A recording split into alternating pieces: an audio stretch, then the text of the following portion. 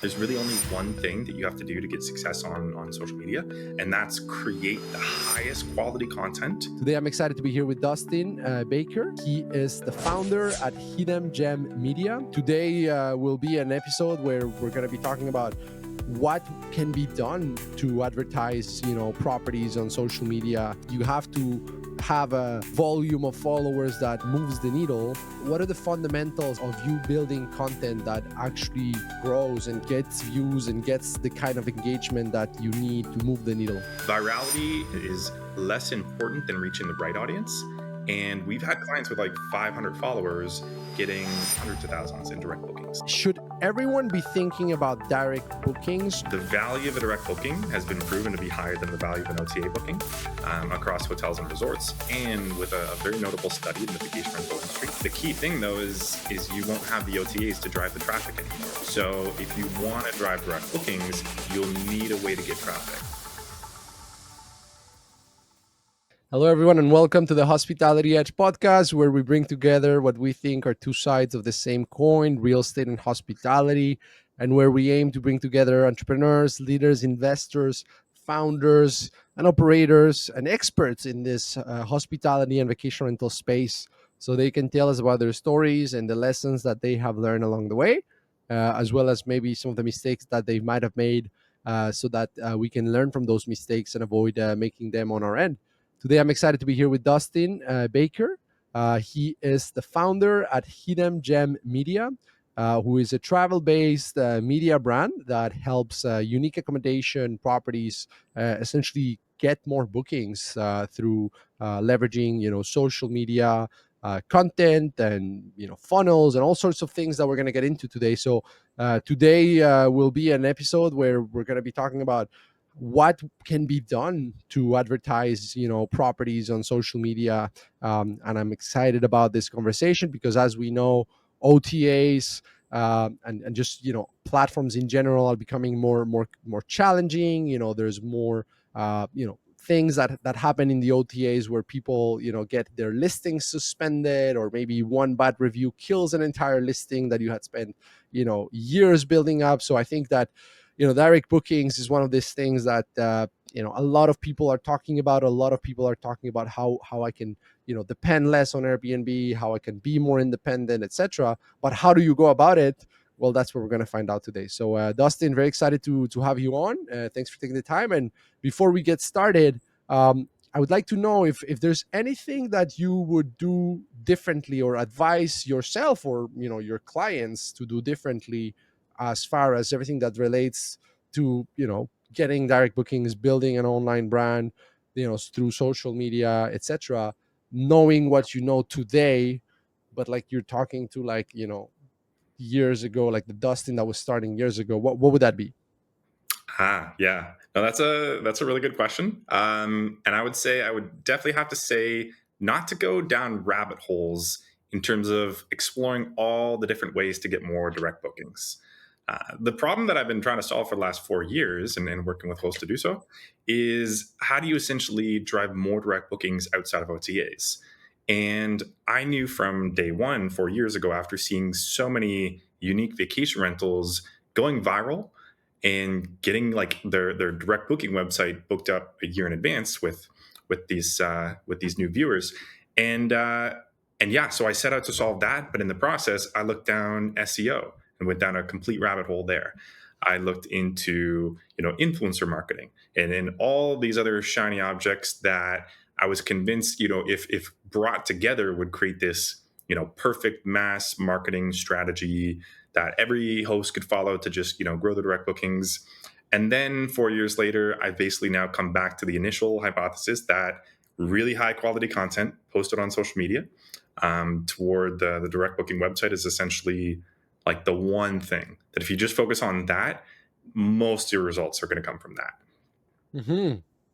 So not trying to basically do too much, like focusing on the fundamentals, doing them well, rather than Yeah. trying to find a hack that's Rather gonna. than trying to see a new possibility and then spend weeks or months exploring to see if that can also bring in direct bookings, rather Mhm. than just continuing to focus and improve the one thing that we initially saw results on, which is the social media marketing.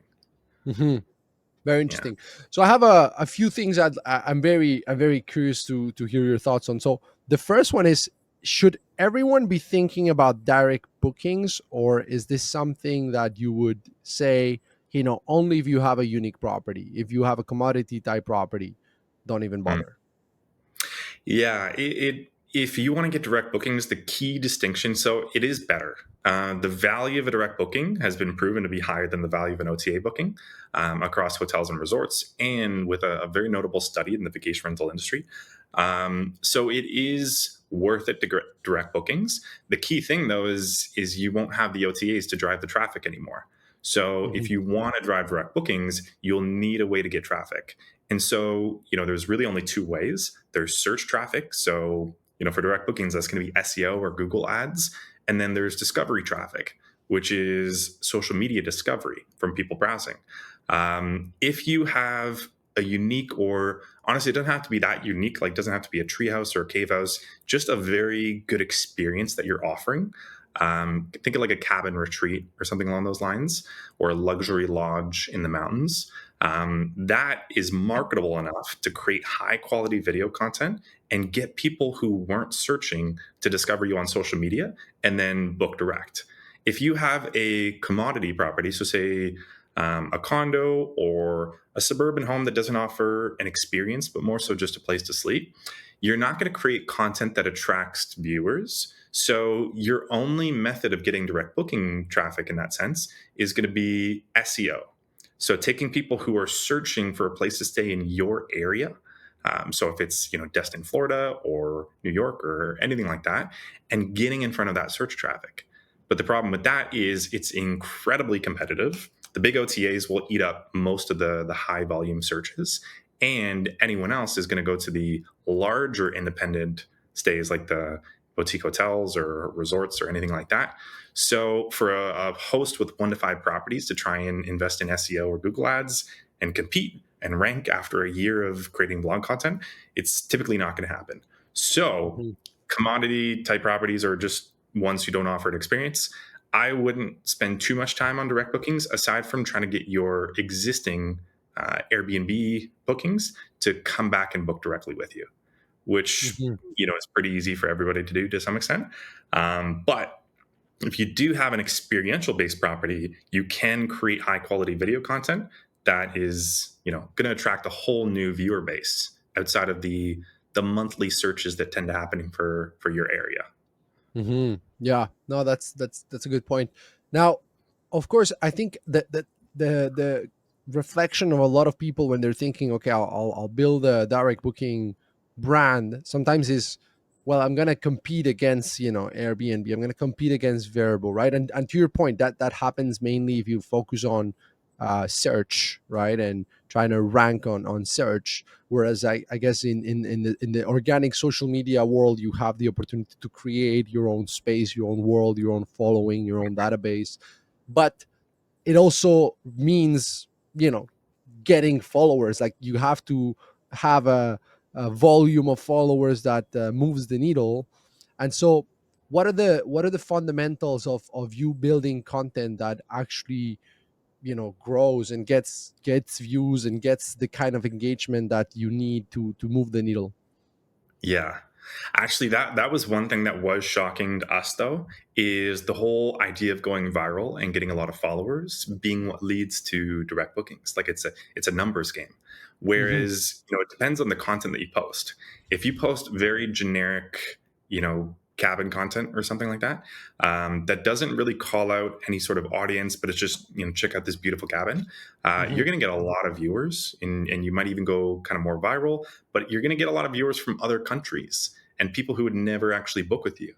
And then if you do what we do, which is mostly call out the location, like if you're 2 hours from New York, say luxury cabin, which again speaks to people who are interested in luxury cabins, 2 hours from New York. And then Hmm. people in other countries or other states, like on the other side of the country, they're actually going to scroll away faster because they're not as interested. It's like cool cabin, but like it's way away. Whereas people who are in New York are going to see that, pay more attention, And so you're going to get less views overall, but more of the views of the people you're actually likely to attract to book a stay. So virality, in my opinion, is less important than reaching the right audience. Hmm. And we've had clients with like 500 followers getting, hundreds of thousands in direct bookings. So it's Wow. it can be pretty deceiving. That's interesting because you know the the the other thing is like, of course, when if you look at paid ads, I mean, you can be very targeted in the geographies that you're going after, and that allows you to be more specific on who you're speaking to. But when you're posting organically, it almost feels like it's up to the algorithm to decide who it shows you to. So how do you, I mean, you talked about call outs, being specific in your call out. That makes sense. What else have you seen work in terms of building an audience that might be small but is actually niche and is actually relevant to the geography where you're trying to you know drive engagement and drive use? Yeah. No, and that's been probably the biggest shift in social media on both the organic and the paid side is even if you were to launch paid ads, I could do broad across the whole US and just include a caption in the first 3 seconds of the video that speaks to the target audience. So, luxury couples cabin, 2 hours from New York. And Facebook and Instagram, so Meta, they are so good at picking up on who cares more about this content, like who's paying more attention, and they Hmm. will hone in on that audience faster than if you were to just kind of block up only target New York, people over 45. Like they know who's watching longer, taking actions beyond just, clicking on the ad, and they will narrow in on that audience better than, I could spend hours thinking like who's the exact audience. Are they interested in camping or this or that? Facebook, and they'll do it 10 times faster and with way more data points that we don't even can't even comprehend or think about because they have like millions of data points on every single user.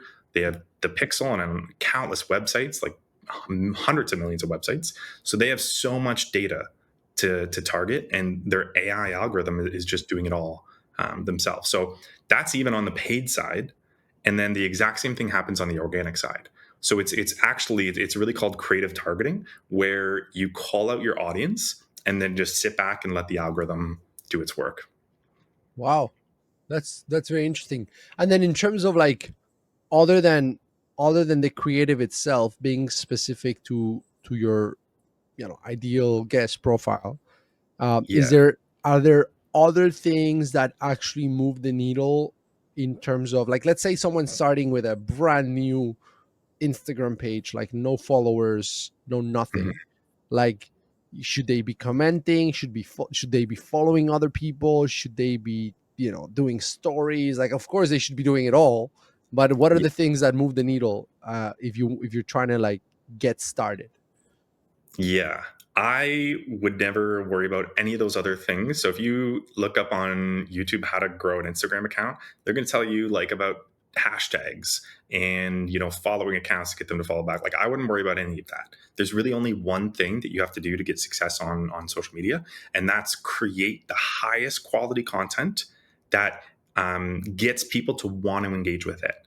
So content that gets people to want to like, comment, share, tag their friends. If you Hmm. do that, you will grow your account, grow your business. It's really that simple.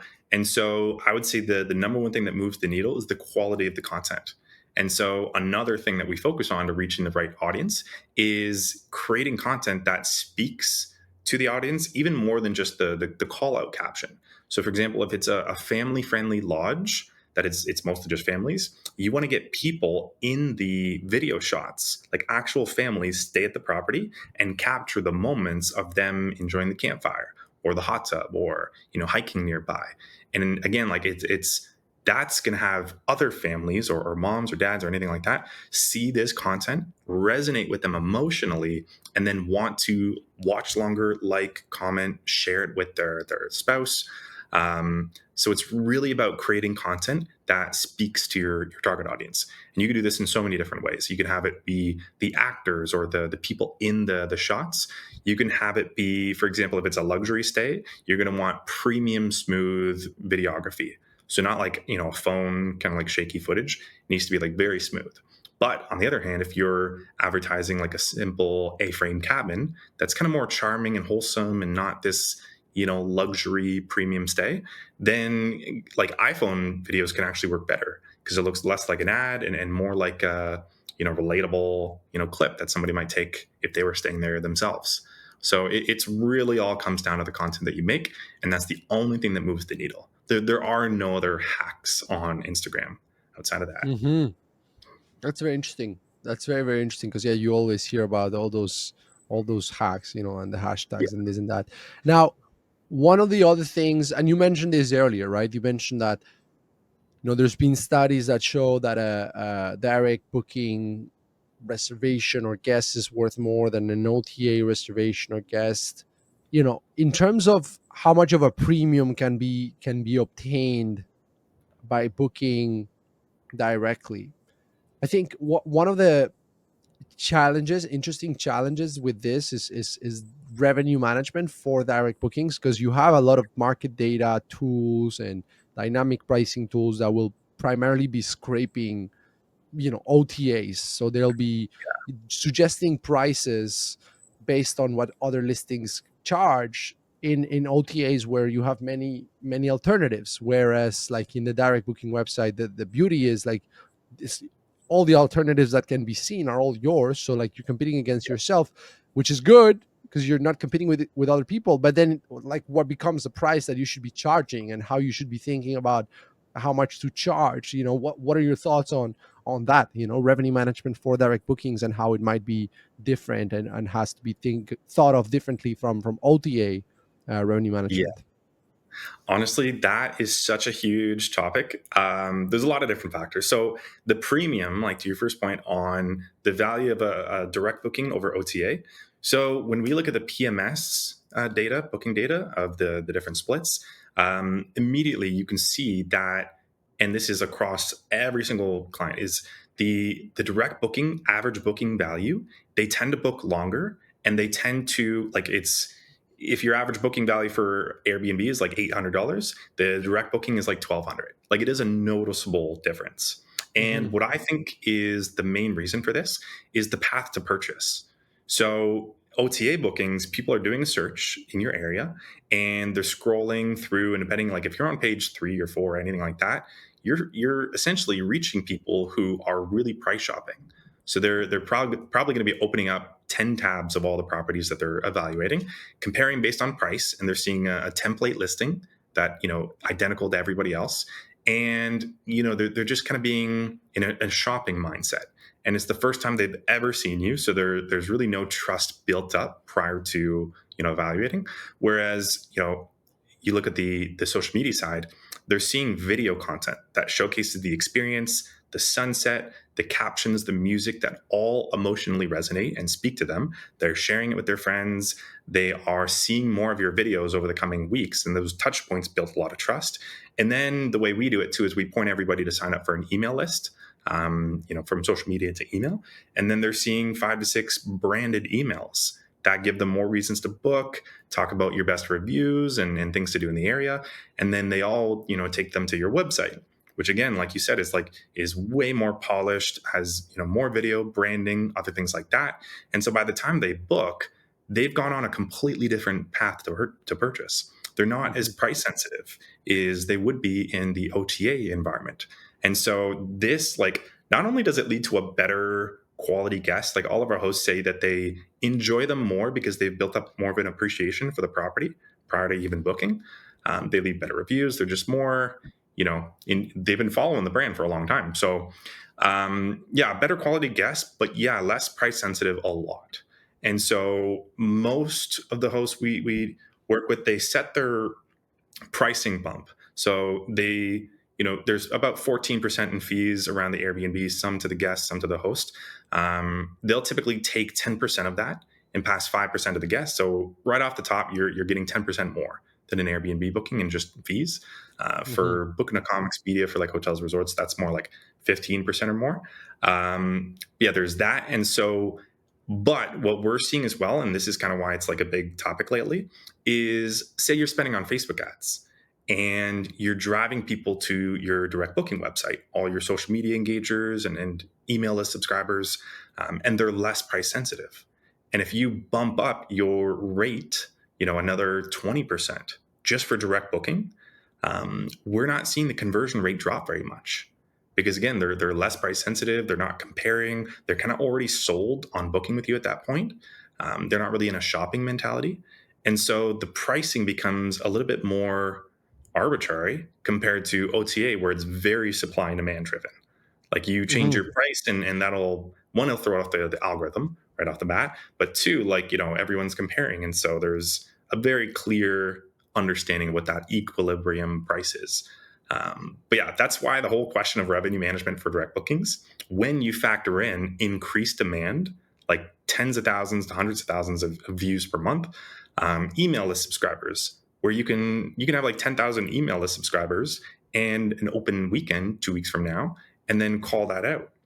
And Hmm. again, that throws off the whole demand that otherwise would have been different on the OTA. So there's so many nuances involved with running paid ads, the organic virality, the email list, and the audience growth in terms of how you would then price your direct bookings. Hmm. Yeah, because I hear you think about this, and talk about this, and I'm just thinking out loud. Like, on one hand, you have a lot of people have traditionally wanted their direct booking to be more competitive, right? So a lot of people are like, I want to make sure that my direct booking is cheaper to the guest. I want to make sure that there's a premium for Airbnb bookings because of whatever, they're unfair or whatever reasons they might have. But then on the other hand, you're also saying, well, actually, you might have an opportunity to charge more on your direct booking. So, but the problem is measuring that conversion, right? How do you increase the price? Because you can do that somewhat easily on the OTAs with dynamic pricing tools and whatnot, whereas it becomes a little bit more challenging. Because I've also seen like extensions, um like different tools that connect to the direct booking website, where they'll tell you to try to increase the direct booking conversion. Okay, if you book now, you're getting, this is the best deal you'll get, because here's how much you'd be paying on Airbnb, on Verbo. So Mhm. like there's this argument as well that, like, if you show the guests that they're getting a great deal by booking direct, you'll increase the conversion. But you can also, on the other hand, justify a premium if you've built that trust. And then how much of a premium is kind of like the $1 million question of, like, Yeah, how do you play around with that? So I'm not expecting the answer. I'm just thinking out I loud, have like, the that is an interesting one. Okay, you do. Okay, perfect. Yeah. This is still new. Like it's early days, but we're starting to scale up our Facebook ad efforts. So imagine you're posting amazing video content on social media, and organically, people are going to your website, signing up for your email list, and then eventually booking direct. This is happening, and this is great. But a lot of the people we're working with, they're like having 30 plus listings at this point. So there's a lot of inventory to fill with just organic reach. So cracking paid ads, so being able to reach like guests via paid ads and then scaling that is a huge opportunity in my opinion. And we're getting really close to cracking it in the sense of like this equation. So when we're spending on Facebook ads, our kind of North Star right now is cost per booking. And then comparing that with what you would have likely paid in fees. So, like I said, with Airbnb, there's 10% more up for grabs if you get a direct booking as opposed to booking on Airbnb. And so, if your average booking value with a 2 night stay at $500 a night is $1,000, 10% of that is $100. And if that, holds true, we can spend $100 to get one booking via meta ads, so Facebook, Instagram, and then get a direct booking through that with spending $100. And this is also like preemptive. This is not waiting, sitting back, waiting, for Airbnb to fill the calendar. This is Hmm. like proactively filling it and paying to do so. And again, like if that makes sense to you as a host, be like, yeah, I would have otherwise spent $100 on Airbnb or $150, like 15% on Booking.com or Expedia. Then everybody we bring this to is they're thinking, yeah, let's spend more on Facebook ads and fill our direct booking calendar that way. So with the pricing equation, then this becomes a lot easier to observe. So what we're doing is, we're seeing a good cost per booking. Like for a lot of our clients, it's like $30 to $50, like way cheaper than they would have had spent on fees. And so let's scale this up. And so we are scaling this up. And the conversion rate, like I said earlier, like it's not dropping as much as you think, And if it does drop, then your cost per booking went from $100 to $120, but it's still more effective and cheaper because now your average booking value went up to $1,200 a night. So Hmm. we're playing with that equation and trying to see.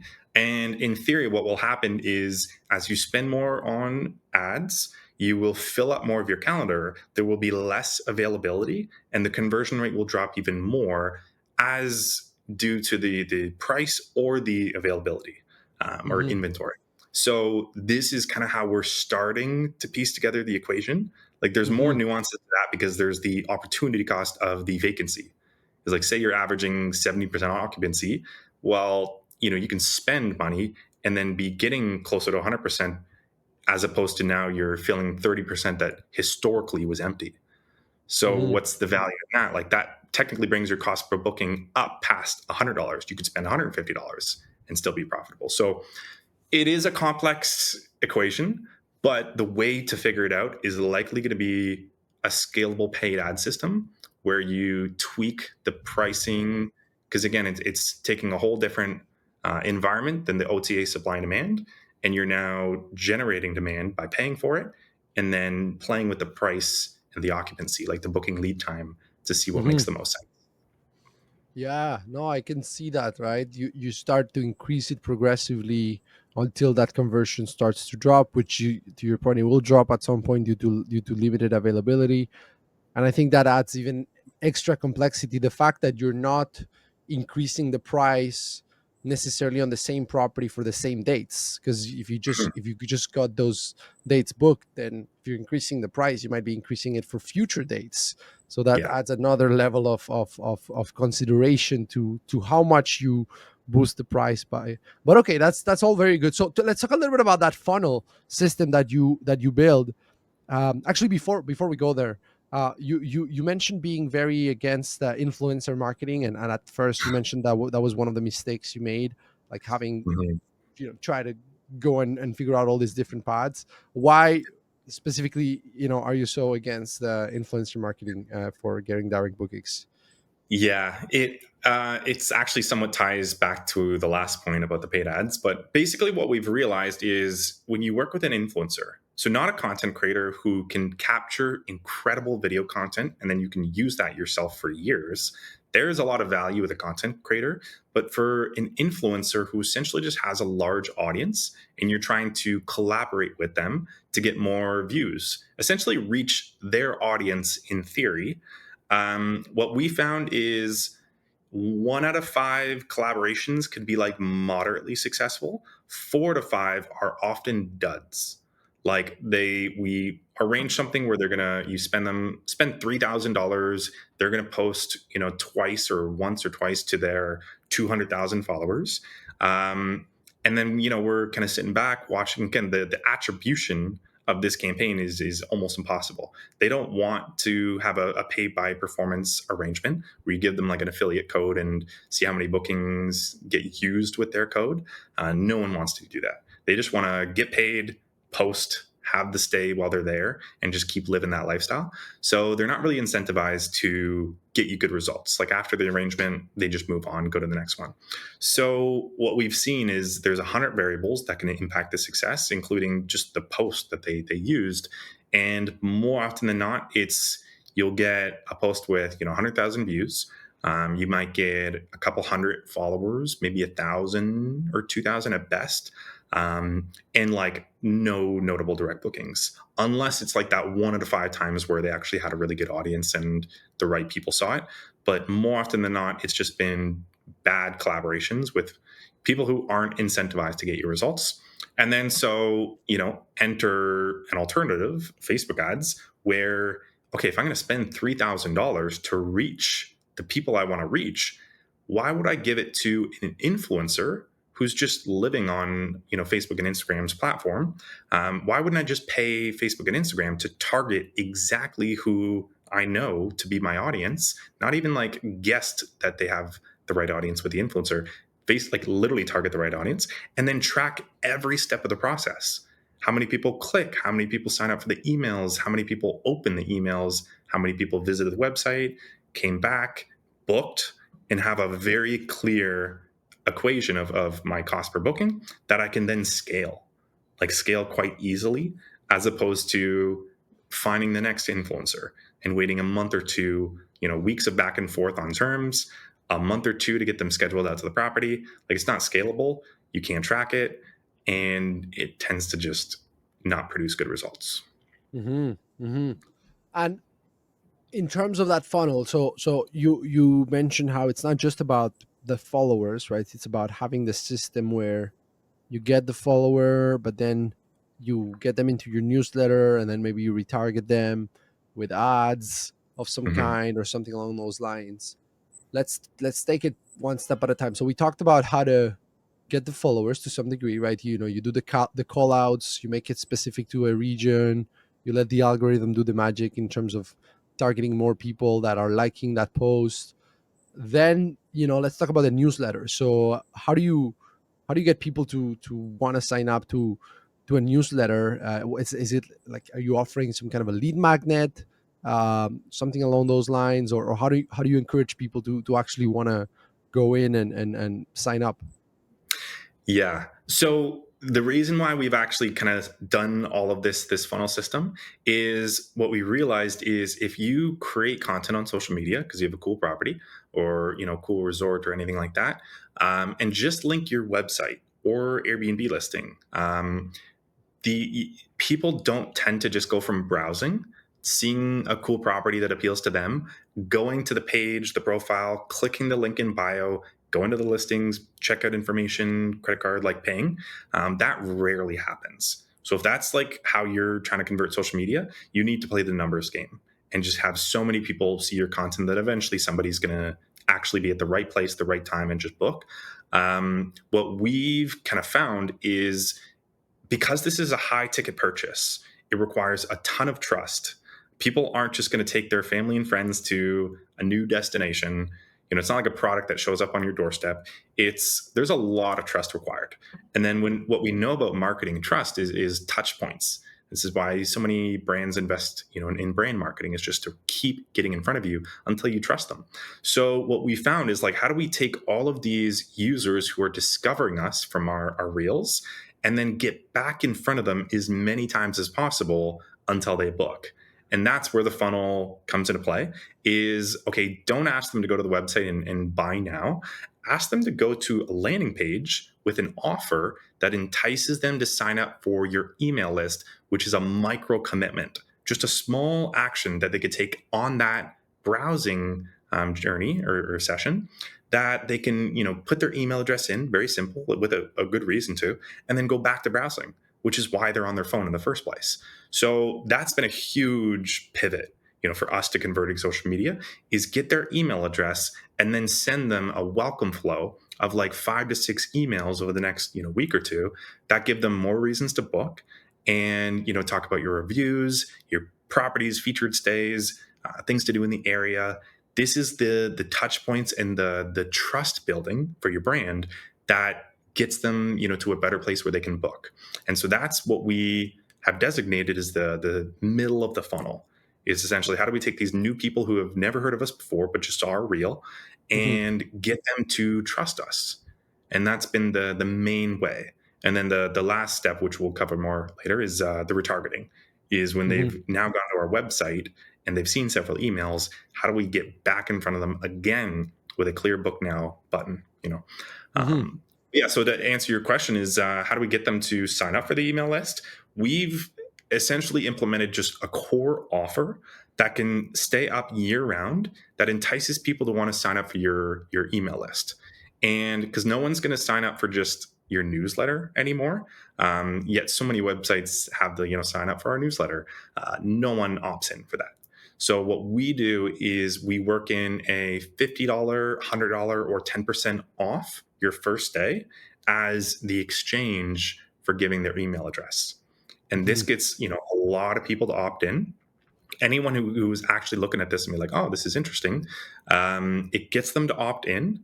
And the funny thing is too is we see email signups convert typically around 18 days later on average. So by the time most people end up booking, rarely do they even use the promo code. They They don't even they're remember usually they doing got it that. way low. So it's really just in that moment, is this a good reason to give you my email address? I see. Yeah. Interesting. Interesting. Yeah. And so you haven't had the need to change those offers. Like it's the discount tends to be Yeah. sufficient. We mostly do those. So, for example, if you have a low nightly rate, $50 might make more sense. If you have a lot of varying properties, like some small units, some larger units, then a fixed offer doesn't make sense. So, 10% would make the most sense. There is some scenarios like this works great for luxury properties, but some ultra premium brands who are trying not to discount their stays often will use like a resort credit. So Mhm. credit for one of their upsells. But essentially, it's all going to be offers similar to that. And it's crazy. You just said how long it takes for that to convert once they've shared their email. You said how many days? Around 18 days. So It's you might not. get It's like not a the long next time. day Like or the I same would have day. thought it's more of a long term nurturing thing, but you guys like make it happen pretty fast. Yeah. Yeah, no, it's not an immediate thing, but again, the algorithm kind of knows who's starting to watch more travel content. And when you create travel content, it's going to go in front of those people. So they're not at the point typically where they're ready to book, but Meta, with the 3 billion users on their platform, they're going to know who's like edging toward, if you're going on a trip soon, you're going to start spending more time watching travel reels. It's just naturally going to happen. It's like that TikTok algorithm that knows what you want to see better than you do. Hmm. So you're catching people prior to when they're really doing their due diligence on booking a stay, typically. And then you're getting them to sign up for your offer, which is like, an enticing, quick micro commitment. And then you're showing up in their inbox, 6 to 8 times over the next 1 to 2 weeks, which warms them up as they get closer to kind of booking that stay. Do you feel like the retargeting piece is always needed at the end to like close the loop and convert it into a booking, or sometimes they'll just convert from the email? I'm sure it depends, but like Yeah. do you have it where like you you always get retargeted if you haven't converted already at the end of the 6 to 8 emails? Yeah. So basically, when you're posting the content on social media and getting email opt ins, you're actually building up your own audience that you can get in front of for free. And so the Hmm. whole concept of the bottom of the funnel, like, is taking a warm, nurtured audience who knows and trusts you because they've had multiple touch points and giving them a call to action. Because again, people don't surprisingly don't take action unless you tell them to do so. So, you actually can already get in front of these people, these nurtured people, without paid ads. Paid Hmm. ads just kind of amplifies it. But if I wanted to get in front of my social media followers, so not new people at this point, but just the followers, then I would put an Instagram story with an actual, call to action text and a button to book now. And depending on who sees it, that's going to be just your followers, and they can click in, so you can get in front of that audience at any time that you want to promote your openings. Same thing for email, is you're building up this audience and you can promote to them at any time. So even after the welcome flow, you can, we'll create weekly emails that look at the calendar, look at the season, what makes sense to promote, whether that's a last minute opening or just like a fall early bird special. We will call that out to the audience that we've built. Hmm. So those are the two ways to get back in front of that nurtured audience for free. And then paid ads is how to guarantee and get back in front of them with a little bit Hmm. of spend, which for any business owner in any industry in the world, if you had people like a good quantity of people go to your website and check out what you have to offer. These are like high intent people. So Hmm. to spend, honestly, it's not a big audience. So it's like spend $5 a day, $10 a day to get back in front of just those people, like not trying to convince new people at this point, but just them Hmm. to, complete their booking with a clear book now button that takes them right back to the checkout process. It's the best money you'll ever spend on marketing, and it's the easiest to get an ROI from. Hmm. Yeah, no, very very interesting. And in terms of the nurturing piece of the newsletter, like how do you continue to add value to them so they don't just hit unsubscribe? Because I guess like you want to send them offers and book now and Mhm. things where it's very transactional, but you also don't want to have them unsubscribe. So you kind of, I guess you have to mix it up with some valuable stuff as well. Yeah. It's not as much as you'd think. I've had a lot of folks kind of say like, "Oh, I don't want to spam the audience. Uh-huh. I've got this list. We got to treasure it and be very delicate with how much we send emails." We Uh-huh. find like first of all, because of the industry, like this is travel, everyone loves these emails more than a chiropractor or some other random offer that you might be getting an email for. Yeah. So the open rates and click through rates are going to be some of the best out there for email marketing. Hmm. So that's kind of nice right out the gate. But aside from that, the more emails you send, typically the more bookings you'll get. And you're going to think like, oh, it's too much, or whatever. One way we do mitigate that is we only continue sending emails to engaged email subscribers. So if they Hmm. haven't actually opened up an email in the past, um, you know, 3-4 weeks, we won't send them the next email. And the reason why we do that is not even just to spam them, but it's more for Gmail. Gmail, Outlook, like these mail providers, they're getting so strict on businesses spamming. Like they want users to have a good experience on their inbox. So if you constantly get low open rates because you're sending emails to your whole list, people signed up 2 years ago and haven't opened an email, you're just showing Gmail that you're not creating great emails that get a lot of engagement. Whereas if you just continue to show it to people who have opened in the last month, these are people who care more, and you'll actually end up getting better email marketing performance overall, Hmm. while also spamming, less. Hmm. No, that's a good point. That's a good point. Um, Very interesting stuff here. And then of course the retargeting is kind of like the last piece there that Yeah, closes the loop. How do you know when's the right time to retarget someone? yeah. So like I said before, you could do this all organically. Just Right. grow the audience organically, get back in front of them with emails and Instagram stories, like all for free. But we find it is just easier to have a low budget retargeting sequence. Just go back to those people because you're now taking your best performing video too, the one that Hmm. just popped off organically, and just putting spend behind it and a clear book now button. So again, it's like it's so easy to set up. The only caveat is you have to have an audience of at least 1,000 or more people in order to even retarget.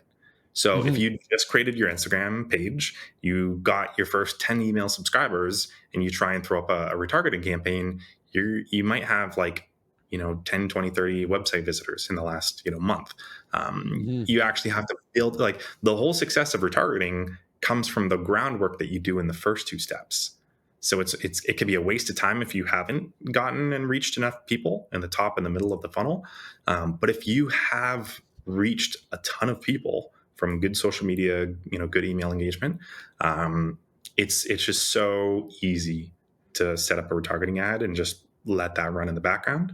Um, yeah, Hmm. How do you deal with, and this is something I'm intrigued by because I talk with people that are focused on the guest side. Some people are more focused on the owner side in terms of marketing as a property management company. yeah. Sometimes you're just trying to be more owner focused. Sometimes you're trying to be more guest focused. Um, how do you kind of balance that, in terms of the website, right? Because like sometimes people have asked me like, what do you suggest I do here? And I'm like, well, is your focus guests or is your focus, owners? Because if your focus is owners, I guess you should make it more about that. If it's guests, Mm. then make it more about that. Of course, you want to have both, and maybe you just add two sections, but one has to be the main thing you see, right? So do Right. you normally like recommend people to have a site that's only guest specific, for your purposes, and really separated if they have a different objective? Actually, I would say, and this is, based on the people we've worked with, I would say never have just a owner facing website on its own. Personally, I'm not going to be able to back that up. Like, I think it's way less effective. I think the best setup possible is to have a guest facing website that just has a owner facing tab on the top of the page. So, the whole website should speak to guests except for maybe just one section on the homepage. And then if they click on the top nav bar, they're going to see like a for homeowners or property management services tab. They click on it, and there's your whole landing page that explains everything you would do to a homeowner with a Hmm. survey that they can complete, and then you can, book a call with them. The reason why I say that is the owners or the property managers who we're seeing grow the fastest, they're focusing mostly on the guest, and they're growing their brand, and they're creating content that reaches, hundreds of thousands of people in their market, like whatever market that they're specializing in. They're building up a long email list. They're essentially focused almost entirely on guest marketing. But this content and their website and everything, it's being seen by thousands of homeowners. And so these homeowners are seeing the content of other properties in their portfolio and wishing that their property could be showcased and, reach their social media audience because they have, this 20,000 followers in, Teton Valley, Idaho or something.